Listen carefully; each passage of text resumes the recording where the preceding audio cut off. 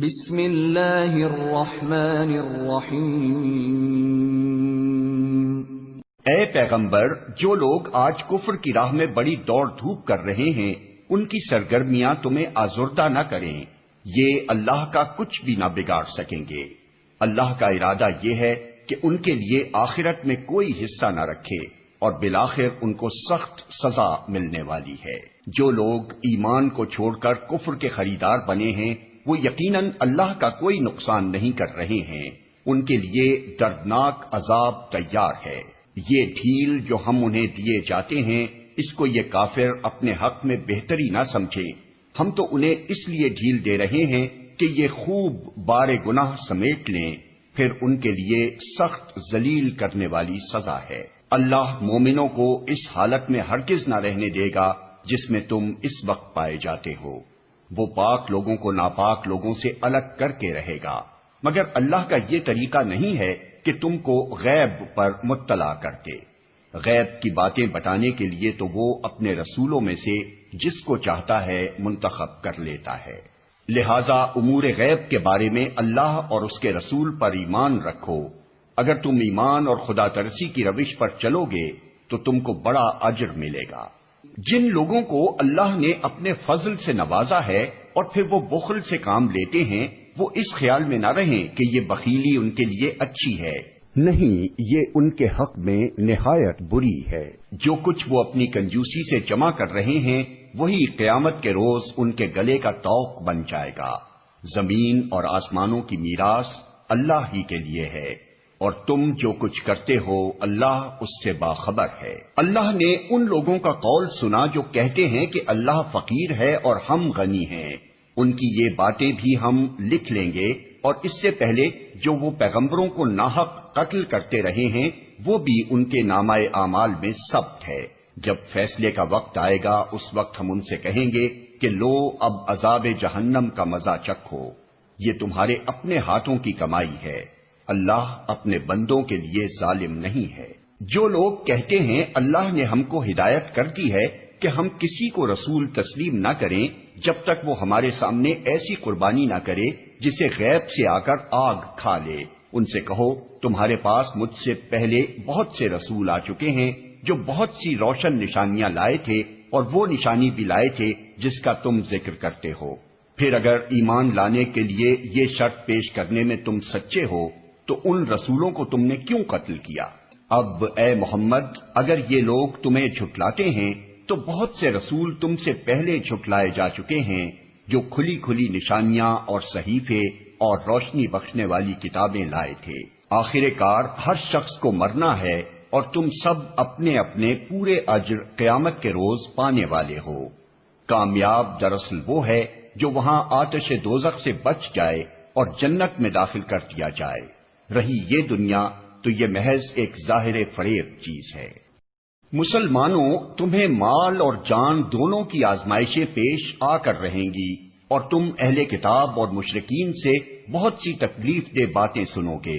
اگر ان سب حالات میں تم صبر اور خدا ترسی کی روش پر قائم رہو تو یہ بڑے حوصلے کا کام ہے۔ ان اہل کتاب کو وہ عہد بھی یاد دلاؤ جو اللہ نے ان سے لیا تھا کہ تمہیں کتاب کی تعلیمات کو لوگوں میں پھیلانا ہوگا، انہیں پوشیدہ رکھنا نہیں ہوگا، مگر انہوں نے کتاب کو پس پشت ڈال دیا اور تھوڑی قیمت پر اسے بیچ ڈالا۔ کتنا برا کاروبار ہے جو یہ کر رہے ہیں۔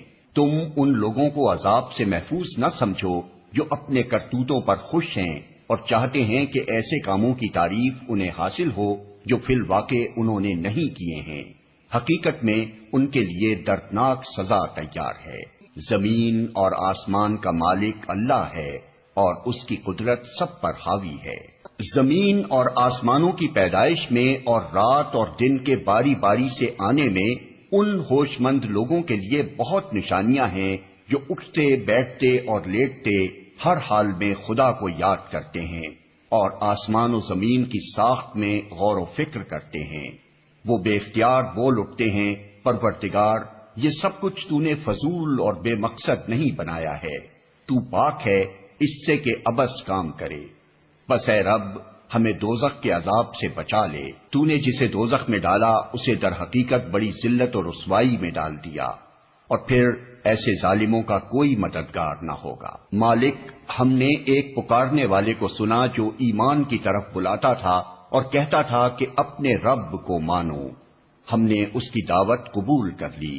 پس اے ہمارے آقا، جو قصور ہم سے ہوئے ہیں ان سے درگزر فرما، جو برائیاں ہم میں ہیں انہیں دور کر دے، اور ہمارا خاتمہ نیک لوگوں کے ساتھ کر۔ خدا بندہ، جو وعدے تو نے اپنے رسولوں کے ذریعے سے کیے ہیں ان کو ہمارے ساتھ پورا کر، اور قیامت کے دن ہمیں رسوائی میں نہ ڈال، بے شک تو اپنے وعدے کے خلاف کرنے والا نہیں ہے۔ جواب میں ان کے رب نے فرمایا، میں تم میں سے کسی کا عمل ضائع کرنے والا نہیں ہوں، خواہ مرد ہو یا عورت، تم سب ایک دوسرے کے ہم جنس ہو۔